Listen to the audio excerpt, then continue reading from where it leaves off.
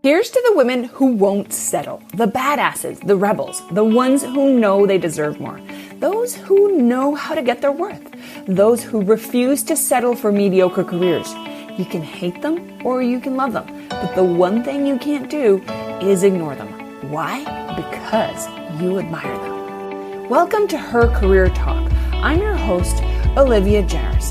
Here you'll find the tools, inspiration, and advice to help you take back and stay in control of your career. You see, as a woman, you already have some incredible tools and skills that can be used to your advantage in the workplace. We're here to show you how to use those tools. So let's go ahead and get started. All right, well, ladies, I am so thrilled, and I've been waiting for Matthew to be on our podcast for a while. I'm so thrilled to bring Matthew Pollard into our community to share with you, ladies, everything about his new book, The Edge, or The Introvert's Edge. Matthew is an internationally recognized consultant. He's a speaker, he's a blogger, he's an author, he's a mentor, he's a coach. Furthermore, you're also a serial entrepreneur with, is it 5 multi-million-dollar businesses under your belt? At the very, all of this before the age of 30. And not only is he legit awesome, but he's called the real deal by Forbes, and you've transformed thousands of businesses and, let's face it, people's lives, haven't you, Matthew? It's been a lot of fun. It's been a great journey. Well, I am so honored to have you here to connect with me and with our ladies and really share some insights, because let's face it, not everyone is an extrovert, and making that big leap towards your greater dreams, that version that you hope to be, that success that everybody hopes for. Sometimes we think that you have to be charismatic, that you have to be an extrovert to achieve. That's not true. You've proven it.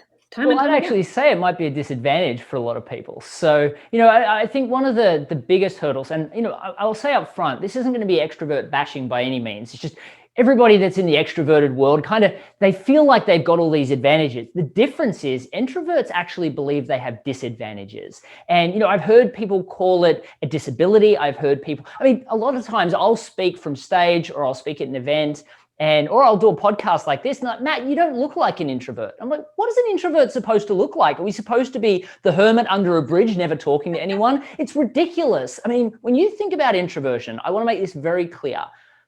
Mm-hmm. It's not that we're second-class citizens. Our path to success is just different to that of an extrovert. The problem is we put up this barrier and say, I cannot do these things because I do not have the gift of gab.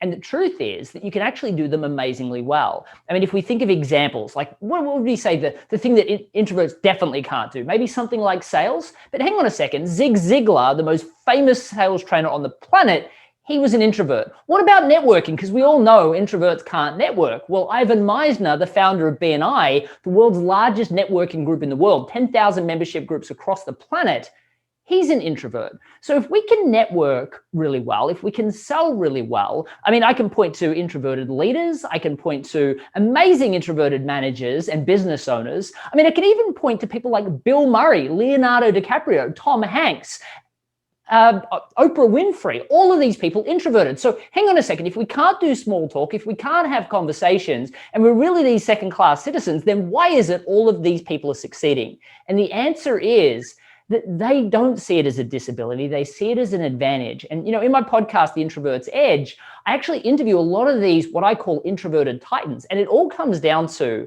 the fact that they can't wing things. They have to do planning and preparation. And they found systems in early life so that they could treat the things that they weren't great at as procedural systems, and then allowed themselves to embrace their natural abilities. And what I've found is when they do that, generally introverts actually have the edge, not a disadvantage. That's amazing. And it's true, right? Because let's face it, as an extrovert, sometimes you speak before you're ready.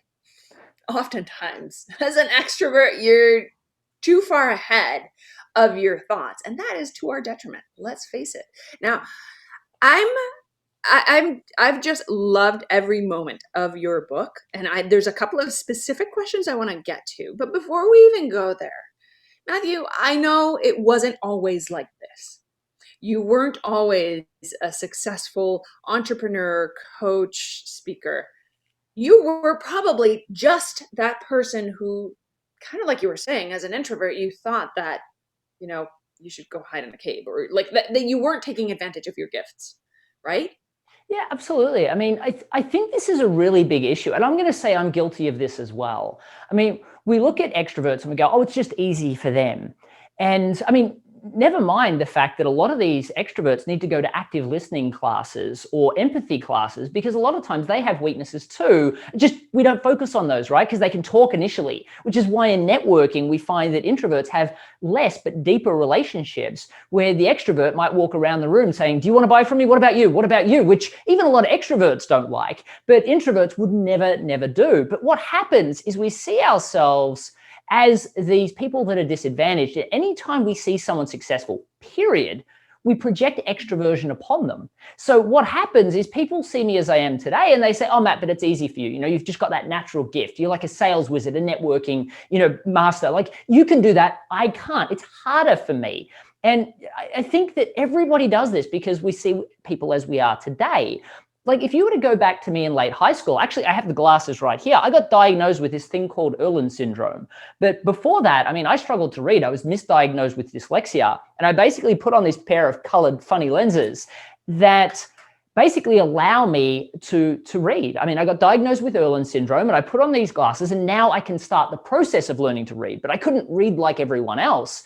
So I hustled for like the last 2 years of high school and I got into the top 20% of my state. But I mean, the feeling of basically feeling like the slow kid for my whole life. I had horrible acne and, I just was super introverted, braces. I mean, I was scared of my own shadow, really. And I was really just wanting to find myself for a year. And we talked about Oprah, but my parents wouldn't just let me sit on the couch and watch Oprah for a year to find myself. But they agreed that they would let me spend a year trying to find myself if I got a job. So I took a job at a real estate agency. And I think most people, again, seeing me as I am today, oh, you're the person that was out there selling. No, I was the guy in the back office doing data entry with a look on my face saying, don't speak to me. I'm here to find myself. And literally 3 weeks into that job, my manager pulls me aside and he's like, Matt, I'm so sorry to tell you this, but head office has just decided to close down this premise. You're out of a job. Like I've worked there 3 weeks. Now, here's the difference between Australia and the US. I mean, everyone knows that Australia's a little bit backwards, but our seasons are totally backwards. So you think about Australia, it was summer and Christmas at the same time. People go on holidays on the 20th of December. They don't come back till the 15th or 20th of January. Now, as an employer, nobody's hiring, except for these jobs called commission-only sales roles. So there were only 3 in the paper, but I was like, there is no way I'm going to go back and tell my father, that's it. I'm out of a job and there's nothing I can do. I'm sitting on the couch for the next month. And I mean, my dad broke his back 80 hours a week. There was no way I was willing to do that. So I applied for all 3 of these commission-only sales roles, which was terrifying. But I got all 3 interviews. So I was a little bit more confident after the phone calls. And then I got all 3 jobs. Well, my manager actually, for the business-to-business telecommunications job I took, put that to bed really easily. He said, Matt, we hire everyone. We have this saying, we just throw mud up against the wall and see what sticks, which sounds like a fun saying until you realize that you're the mud, right? Well, after 5 days worth of product training and not a single second of sales training, I get thrown on this road. It's called Sydney Road in Melbourne, Australia. It's like 1,000 doors on each side and literally told to go sell. Well, good news is that I didn't have far to go once I was rejected. Bad news is I didn't know the first thing of what to say. So I took a deep breath and I walked in the first door. And luckily enough, I was politely told to leave. Then I was less politely told to leave. Then I was sworn at. But my personal favorite was always when somebody said to me, Matt, why don't you just go get a real job? I mean, this was the only job I could get. But door after door, that kept happening. And I kept getting rejected. I kept getting sworn at until the 93rd door where I made my first sale. And I remember I made about $70 and I was ecstatic for about 45 seconds until I had my next realization of the day. I got to do this again tomorrow and the next day and the next. And it just wasn't okay. And I think even looking outside sales, a lot of people kind of get into this mindset of, am I just going to hustle through it? Am I just going to grind it out? I mean, especially in the entrepreneurial world now, I see so many people that are just willing to do that, which is fine, but not without a system. And then I see so many people just give up, which is what 18 of the 20 people in my training group did for the following day. But what I did is I took a step back and I went, hold on a second. I'm not willing to do the year because that would be terrible, hustling through it every day. But what I am willing to do is say, what if sales was a system? Again, taking responsibility, saying it can't be a barrier, because if it's a barrier, I'm always going to find this difficult. What if it was a system? So what I did is I went home and I went, how can I learn this system? And I mean, there are books like Brian Tracy and Zig Ziglar have got some amazing ones, but it would have taken me a year to read them, let alone apply them. So I typed in sales system in YouTube, and literally all these videos came up, and every day I'd spend 8 hours selling, and then I'd spend 8 hours practicing one of the elements of the sales pitch or the sales process back home at the house.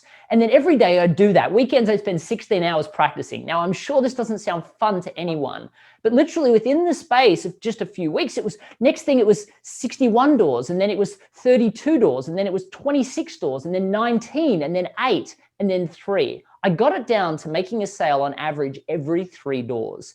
Now, about 6 weeks in, my manager pulls me aside and he's like, he looked puzzled. I mean, I was the quiet guy that handed my paperwork in downstairs, went upstairs to hear all the boisterous sales reps talking about how hard the world has been, how tough the market's gotten. He said, Matt, we're kind of blown away by this. We just got our national sales figures, and it turns out you're the number 1 salesperson in the company, which happened to be the largest sales and marketing company in the Southern Hemisphere.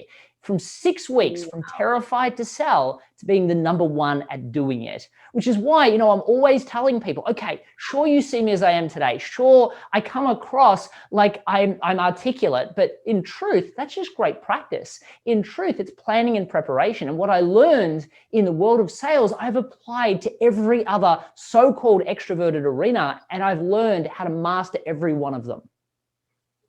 So can you walk us a little bit through your system to get over the hump when it comes down, and not just specifically to sales, because how you processed this was really more overcoming certain senses of insecurity, from what I interpret. Like, it's applicable in sales, but it's also applicable in life. Can you walk us through your system so that the ladies can understand this a little bit further? Yeah, absolutely. And I think it was applicable to life before it was ever applicable to me in sales. I mean, you think about it, just these glasses that I found. I mean, everybody told my parents that I had dyslexia and that I just wasn't applying myself. And my parents could see I was working really hard, just the answer wasn't there. So if it wasn't for my mother's unwillingness to let go of the fact that there had to be another solution out there, I mean, I would be in a very, very different spot now. So because of the fact that the world never really worked for me, I always had to look for that external solution. But what allowed me to learn was that the world isn't the way everyone else defines it. Everyone says, I'm either good at this or I'm not. I'm either going to have to hustle it out, or I'm going to just give up. That's literally the framing that we have, fight or flight, right? That's just the way our brain works. Now, when I went into real estate, then I lost my job, and now the only thing I could do is either fight or just give up. And I chose to push through because the world never really worked for me. So I went and said, okay, this is the only solution available. I'm going to double down on it. In sales, it was the same thing. I mean, I literally was presented with, am I willing to grind it out and have a horrible year, or am I going to give up? And I went, no, what if there was another solution? And I think this is key. I said, what if there was another solution? I took responsibility for the problem. And then I made the decision that there had to be a solution, and what would it be? I think asking the words, what if there was a solution, is critical to anything. I mean, when I first went out networking in the United States, I mean, you told my backstory about the fact that I've been responsible for 5 multi-million-dollar success stories. When I moved to the US, though, I mean, I didn't know anyone. I moved here, my now wife was introverted too, more introverted than I am, and we just moved to Austin, a brand new city. We didn't know anyone. And the first time I introduced myself as a sales trainer, and the person looked at me like I was one step above a scam artist because he'd had a bad experience in the past. And I'm like, I just wanted to foster a friendship. He was telling me about the gym that he owns, and he asked me what I did for a living, and I just said, oh, I teach people sales. Next thing I know, I'm in this conversation where he's looking at me like I'm trying to sell him something and rip him off. It was horrible. So the next time I said, oh, I'm a marketing consultant. And somebody went, oh, I'm looking for one of those. How much do you cost? None of that was great. So again, with networking, I had to take a back step and say, what if there was another way to do it? It's actually funny. When I started to do really well in sales, I got told by my sales manager, oh, you're great at sales. you'll make a great manager. Here's a team. I don't know why people think that just because you can sell, you'll make a great manager. I got given 20 people, they all quit within 24 hours. Nothing of that mud against the wall stuck. But I went back and learned a system for leading, a system for managing, and I found the same thing. By using systems and processes, I could systemize out a lot of my weaknesses and leverage leadership especially, the ability to listen and empathize, huge powers. But I think this happens all the time. I see so many people in organizations, and they're always like, well, why doesn't my employer notice me? Why don't they give me opportunities? And for all the time, I'm like, well, if in my first job, I just hustled every day and didn't say, what if there was a better solution? What if it was my fault? How could I find a solution? Now, a lot of people, yeah, sure, they've got terrible bosses and it's probably not their fault. But what control does that give you over the situation? So what I always like to do is take a step back and say, what if this was my responsibility and my fault? Because the thing you want to make sure of is, let's say you're in a job that you don't like. You say, okay, great, I'm going to go and find another job that I do like. Well, what if you've got another bad boss? As a matter of fact, if you think back, you might have had quite a few bad bosses. Now, that could mean that employers are just terrible, or it could mean that you haven't learned the skills to articulate your value to your employer. Maybe you haven't learned how to excite them about the projects that you're working on. And if you don't learn how to fix those issues before you go to your next job, then the grass isn't going to be greener. It's just going to be another job that you have to stress to learn, understand all the processes, finally make friends again, and then go, well, why isn't my employer noticing me? So because of that, what I always recommend, no matter what problem you face, before you blame your employer, before you blame your introverted nature and say, well, I just can't sell, I can't naturally strike up conversations, I can't get my leaders to notice me, I can't get my colleagues to stop stealing my ideas as their own, you have to look at what it is that you're doing and say, what if there was a smarter solution? And I think in everything that I've done, because the world didn't work for me, I always had to take a step back and say, okay, how am I going to do things differently? And how am I going to systemize this so that it becomes a lot less personal, so it's a lot less emotionally tolling? Because as introverts especially, a lot of these so-called extroverted arenas, while we can dominate in them, they can be emotionally tolling unless you've got an external system that you've planned and prepared. So for me, I find that no matter what I do, if I first strategize, then plan and prepare, I'm always going to beat the extroverts, especially because they just are happy to have a conversation. They're winging things. So while they're happy that the conversation got to an outcome, the outcome's always the one that I meant to get to because I was methodical in my process. So I think everybody that's listening, if you think about all of the issues that you face, all the limitations that you face, I want you to know that really anything, if I can learn sales by watching YouTube, I give another example of this football player, Nate Boyer, that literally learned how to snap a football by watching YouTube videos. Every single skill is learnable and masterable, and everything is not a natural ability or a natural deficit. They are just skills gaps, ones that we can fill. And often when we fill them, we're actually better at it than those that consider themselves naturals.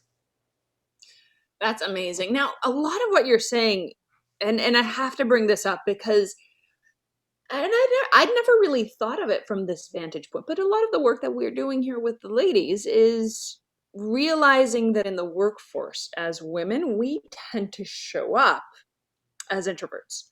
We don't speak up for ourselves. We don't advocate for ourselves. Hence, we don't get the promotions. Don't get the money. Have you seen anything along these lines? And it might be that we're not necessarily introverts or extroverts in our daily lives, but most women tend to showcase themselves exactly as you're describing for opportunities when it comes down to their careers.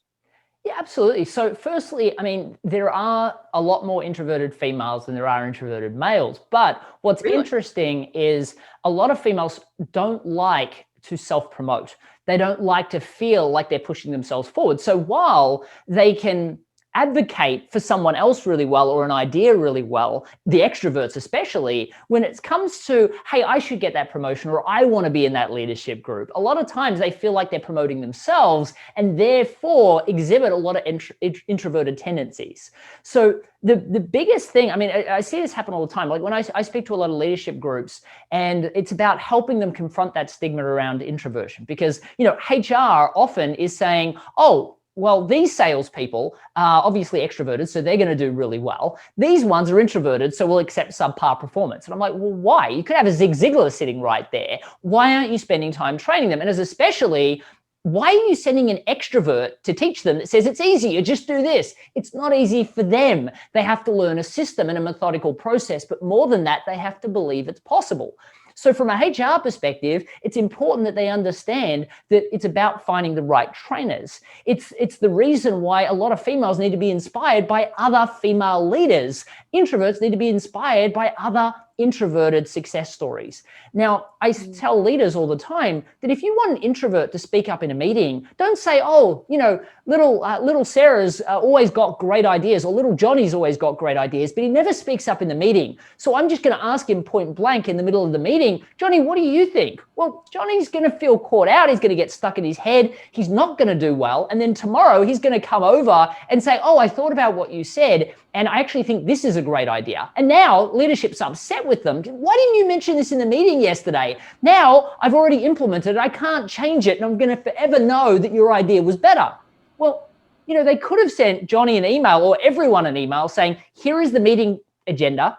Here are some of the questions that I'm going to be asking. And Johnny, I'm going to look for you specifically for an answer to this one. Now Johnny can prepare, and he can then go into the meeting feeling like he can answer that question successfully. Now, that's if you have a forward-moving leadership team that's thinking about adapting and embracing the talents of everybody across the organization. But if I work for an organization that's like, well, you got to speak up because if we don't hear you, you're not the loudest voice, we're not going to listen. Well, as an introvert or as a female that feels like they are uncomfortable with self-promotion, standing up and saying, oh, I've got an idea and I think we should all do that could be really difficult.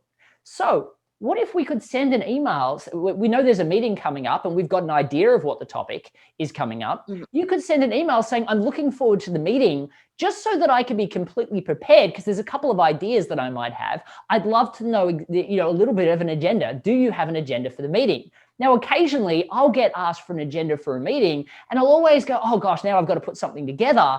The truth is the meetings are always so much better if I've created an agenda. So I'm always appreciative eventually for the person that asked, but the person that asked always comes in so prepared. The next thing that most people struggle with is coming up with things on the fly. So I know for a lot of people that really struggle with communicating their value, they are in a meeting and everybody's talking and they never have anything prepared. They don't have any ideas because especially introverts, we're stuck in our heads trying to work out what to say. So a little bit of pre-planning can make such a difference. One of the things that I talk about all the time is momentum stories. So I'll always be practicing momentum stories. I got promoted 7 times in the first 12 months of my only career job before I started my own business. And what it was little things that I would do. I would walk up and firstly, I understood the org chart, the amount of people that have no idea who's in the organization and what they do. So I studied the org chart and who was important, what projects they were working on. And by the way, don't think you have to guess. Everyone's got LinkedIn these days. You can look at their profiles. You can look at what they're interested in. I spoke at Intel a while back and somebody afterwards came up to me and said, Matt, I really liked your presentation. We spoke for like half an hour. He said, I love the fact I could do this with you because I can't really do that in networking events because I saw you present, so I had all this context to talk to you about. And I said, what do you mean? Like they've all got LinkedIn profiles. Do they not share anything like the articles, people that are interested in books they've read? Well, I guess they do. I said, haven't you worked for this organization for like 20 years? Don't you see the same people at every conference? He's like, well, yeah, I do. I said, well, do some research. Go on their LinkedIn pages, comment on a few of their things that they're doing. And then you've got almost like pre-planned meetings when you come to these sorts of events. But more than that, I understand what's important to me. So in the first part of my book, my second book, The Introvert's Edge to Networking, I talk about knowing your passion and knowing what mission you're on. Now, I don't mean that you, if you're passionate about a specific thing external to what the organization can value and it's their objectives, then of course, that's not what we need to be talking about in these meetings. Think about, everyone got into a career for a reason and everyone got their degrees for a specific reason because they loved a specific thing. They were interested passion in a specific topic. So if you're passionate about something that's in the organization, or if you're passionate about a new project that you'd like to start, or something that you're doing with customers, if you're just a customer service operator, then what you really want to be doing is saying, okay, I'm passionate about this initiative, therefore I'm on this mission. Now, what are some of the things that I'm doing to facilitate that mission, to start making it possible? Now, when I'm meeting, I'll give you an example. When I was 19, I'd walk past the general manager of our company, right? Thousands of staff. And of course, I'd had a little bit of a track record of success by then, but not much. And I'd walk into him and I'd say, hi, James was his name. Hi, James, how you doing? And he'd go, oh, great. How are you enjoying your time at the organization? Because he knew I just started. I said, it's really good, but I noticed one of these things that was happening quite frequently, and which allowed me to start thinking about this and this. And I had this great idea about doing this initiative. And as a matter of fact, I already started applying it to our customers or some of the calls that I was doing. And I noticed this and this. He's like, Matt, that's a great idea. We should be doing that across the organization. Let me walk you down to HR to get them to see if it's something we can implement. Now, this manager is carrying me down through the whole organization. Everybody's seeing me with the head of the company. So now all of a sudden it's like, oh, I want to meet that guy. And all of a sudden my relationship shifted. So there's lots of things you can be doing. And again, you have to take responsibility. So I have two questions for you on that. First, when you're at that moment of deciding to take responsibility for your outcomes, like, how do you pivot? There's a moment right there where it's like, do I just blame this on the rest of the world? Or do I just stay in victim mode? Like, there's a tiny shift that needs to happen between staying in victim mode and taking that route of like, I'm going to decide to own responsibility here. That's the first question. But then my second question is like, okay, you walked in to your boss's or the big boss's office and you initiated conversation. And this is something that you talk about in your book, How Do Introverts Initiate Conversations? And my question to you is like, how do you do this in an online world? Like in a time and place where you can't walk by that boss's office. Like, how do we do that? Yeah, absolutely. So firstly, I didn't walk into the person's office. I watched him, and every morning he would do a specific meeting at, downstairs, and then he would go for coffee, and then he'd go up to his building, up to his office. So I just made sure I was in the right spot at the time that I'd prepared the conversation that I wanted to have. And I walked past him and got his attention, and we ended up having a dialogue. Other times, you don't want to wait in the elevator like a crazy person, but there's going to be times that you're going to walk into people and be able to have that dialogue. Now, virtual actually has a lot of disadvantages with being able to walk through somebody and on the water, at the water cooler, but it actually has a lot of incredible advantages in the fact that these days people are actually a lot more accessible through the digital world. Now, we talk about making connections, and again, it really comes down to what you're trying to do. So if you're trying to sell as a small business owner to a customer versus if you're trying to get your employer to notice you. Now, let's talk about, because most of your audience is career professionals, so let's talk about that for a second. The world that we live in right now is chaotic.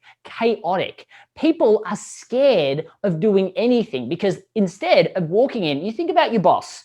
You think about the executive that used to walk into his office in his power suit or his power outfit, or her power outfit, I should say, or her power suit, and they walk in to the office, and all of a sudden they'd see all their staff and all the people that were working, and they'd feel like the office was productive. Now, a lot of times these people are working from home offices that weren't really set up to be home offices, and they don't know what any of their staff are doing. They're all just managing virtually. Now, what's interesting is a lot of people will get up and say, I'm doing this, I'm doing this, I'm doing this, but very few people are coming up with ideas. Now, your average employer, your average boss will be pretty much hiding under their desk, hoping that their superiors don't ask them how things are going, because in truth, they don't know, and they don't have ideas of how they're going to move things forward. I saw a pretty significant travel agency in Australia, and they said, we've had to let go of 10,000 staff, but it was necessary to keep the organization going. And we'll get back to you about whether or not we need to do anything further. That's not leadership. A lot of people are running scared. So at the moment, the best thing to do is to come with solutions, right? At the moment, people are thinking in an emotive state.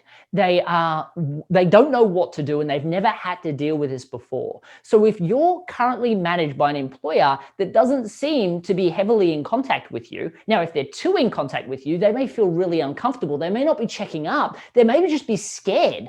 And you may be able to help them realize that there are productivity tools out there to help them keep track of what everyone's doing so they don't feel like they need to call all the time. Offer them a solution to their problem. Now, if they're not contacting you all the time, that may mean they're speaking to other people and you're not being noticed. So what ideas do you have to increase productivity? What ideas do you have if you're in customer acquisition to get more customers? If you're in solutions providing or customer service, what ideas do you have about how to better serve your customers? Send messages with ideas and concepts to how to make use of this current issue. Now, the other thing I would say is you have to remember that your direct employer is not the only person you can be speaking to.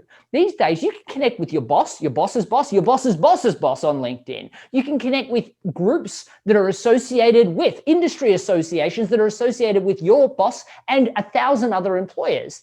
You can be messaging to all of those people by just sharing books. I mean, you could do something as simple as sharing the books that you're in. You could be posting on social media that you've just done this new thing with a client and they said, for the first time, I actually felt like I was connected with someone in this pandemic when I haven't felt like I've had a real connection in a long time, and more organizations should be doing this, i.e. more organizations. I'm not saying my boss should be doing this or my boss's boss, but of course I would tag them on that to get their thoughts, which starts to get them to think, oh, this person's got ideas and concepts. They're really interesting. I'll pay more attention to them in the future. So the thing that I would say is most people, again, they don't think of solutions. They say, oh, I can't get in contact with anyone. No one is around for me. I'm in a box right now in my cubicle in my own house, and there's nothing I can do to get noticed. Well, the truth is it's never been easier to get noticed, because if you're in an office, your employer, your boss is sitting right there or is easy to access, and you should be talking to them about everything. But if you're working from home, posting on social media is not something that is outside the scope of what they'd expect from you. To do it in the internal, if you use Slack, to do it in an internal Slack system and tag a few other people on that post or that message is something also easy to do. Again, it comes down to making that decision of what is it specifically that I want people to know, and how is it specifically that I can take responsibility for that. Now, I think that when you're asking, what is it that easy flick in the brain that says, it's their fault versus it's my fault, how can I take responsibility? It may sound like a simple decision. It's not. And here's why. We tell ourselves all these negative things like, oh, no one's going to care about what I have to say. No one's interested. And a lot of times we'll tell, I call them victim stories. Now, stories are really interesting. I talk about how to network using stories, how to sell using stories, how to do momentum stories when you're trying to get your employer to notice an idea and get excited and behind it. See, stories short circuit the logical brain and speak directly to the emotional brain. So if you're telling yourself this victim story of how no one listens and, here's some examples of why no one listens, well, of course, you're not going to find the solution. So you have to make a decision. I've got this quote that I love, and I'm going to butcher it, but it says, at every moment, we get a chance to decide who we are and what we believe in. We get a second chance every second. So who cares what your history is? Who cares if none of this has worked? Who cares if it really is your employer's fault? Make the decision that it is your fault. And there are skill sets, because clearly your employer probably gets along really well and goes to other people for advice and solutions. They're not going to you. So what specific skills can you learn? What is that one thing that you can do today to make a substantial difference? And if you know what that is, it's the first step.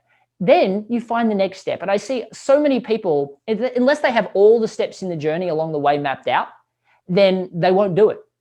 You've got to just focus on that proactive, active learning. And then secondly, I find that most people just don't put in the effort. When I said I learned to sell for 6 weeks, it was a terrible 6 weeks, but I went from terrified to sell to basically eventually teaching thousands how to do it, now tens of thousands through all my books.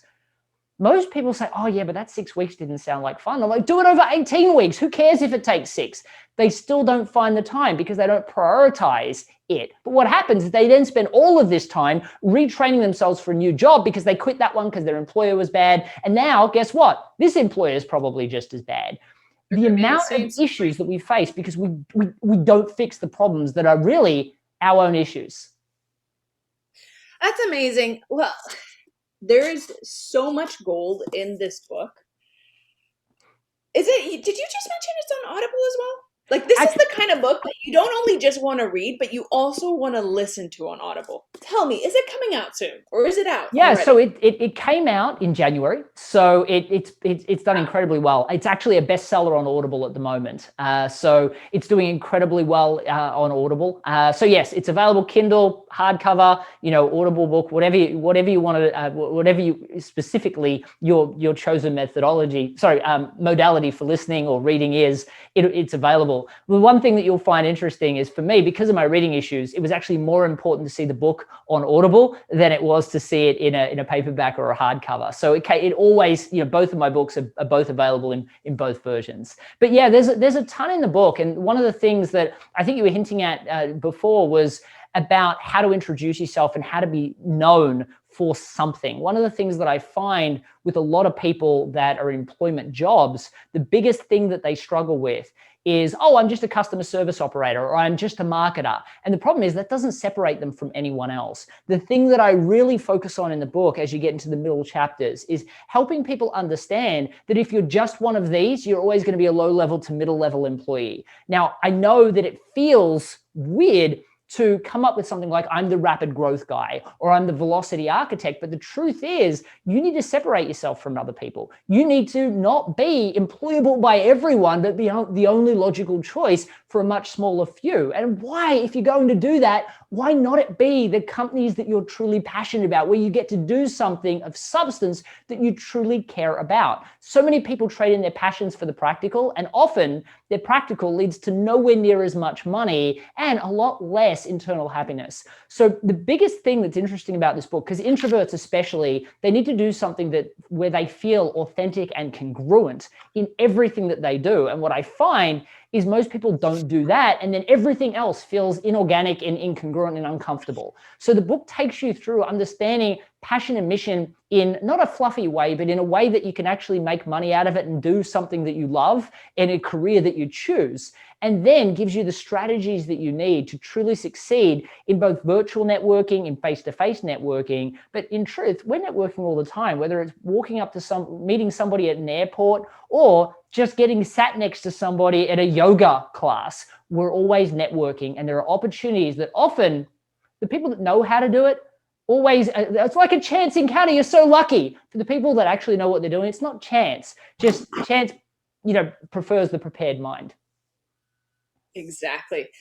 Well, Matthew, thank you so much for joining us. Ladies, go get The Introvert's Edge to Networking. Work the room, leverage social media, develop powerful connections. Because quite honestly, I think this is sheer gold, not just for introverts. Or maybe I'm introverted and I just didn't know it. Because it is, I love you've got so many different steps. Like you said, you kind of walk people through figuring out what is their calling, what is your purpose, so that you can build that framework around it. And then furthermore, you actually give us scripts. You made this so easy for anyone who reads or listens to your book. Well, do you have any other projects? Like, what? Now you're in the middle of this big, massive launch. You're crushing it with your book. What's in store for you in the next coming months? Where are we going to see you? What's going on? Well, after doing, I think you're probably my 70th back-to-back interview in the last 2 months. So I'm getting to the end of that promotion period, which is great because this introvert is getting a little bit tired. But, what you'll find is, for me, I love, I work with a lot of, introverted service provider businesses to help them create rapid growth. And that's always been my focus. While my books are really designed to help everybody and provide them tactical solutions, because in truth, it works just as well in career as it does. And in truth, you're right, it does work for extroverts as well. The difference is because extroverts are so used to winging things that they actually have to take a small step back to fly forward. And often they're unwilling to do that. And there's a lot of books to help extroverts as well. What I find though is introverts, they have to believe that they can and then have a methodical process. So that's why it's more specifically geared towards helping introverts. And by the way, you don't need to buy the book. I know we've talked about the book, but you don't need to buy the book. You can download the first chapter at theintrovertsedge.com/networking. And at least that chapter will help you overcome your belief that you actually can network successfully, virtually and face-to-face as an introvert. But for me, what's interesting is my projects are all around, being on that mission of helping introverts realize that they can succeed in all of these so-called extroverted arenas. I founded National Introverts Week for that specific reason, to bring a focus to the fact that introverts aren't second-class citizens. And that's really what my focus is. So, it's funny. People are like, oh, when's the next book coming out? No author wants to think about the next book for like 12 months after a book's published, because it's exhausting. But I can tell you that the Introvert's Edge is a series. The first one's on sales, the second one's on networking, and the third, fourth, fifth, some of those will be by me, but I'm actually going to open the door to other amazing introverts that are willing to use my same methodology of a methodical process, but for the books to read like a novel and actually be kind of enjoyable, where people laugh out loud and learn through these stories of real people that have obtained amazing outcomes. So we're going to open up the doors to other authors that just have something to offer that, again, have actually had a success in that arena themselves. That's amazing. Well, Matthew, thank you so much for spending this time with us. I can't wait for everyone to listen to this interview, and furthermore, absolutely download that free chapter, and then download the book on Audible and buy the copy. I know you're saying like you don't need to, but I really, as someone who is coaching all of these women, listen, ladies, you need this book. It is an absolute must. And I'm thrilled that you've joined us here today. So thank you so much, Matthew. It was my absolute pleasure. Thank you for having me on. All right, that is it for this episode. And if you're ready to take things to the next level, I invite you to check out our free salary coaching inner circle Facebook group on, well, of course, Facebook. You just go ahead and search for Salary Coaching Inner Circle on your Facebook search bar, and it will surely show up. You'll get live access to me, the opportunity to engage with our super powerful guest speakers, and you'll get the support of hundreds of career-oriented, like-minded women just like you. So check it out, and also be sure to catch out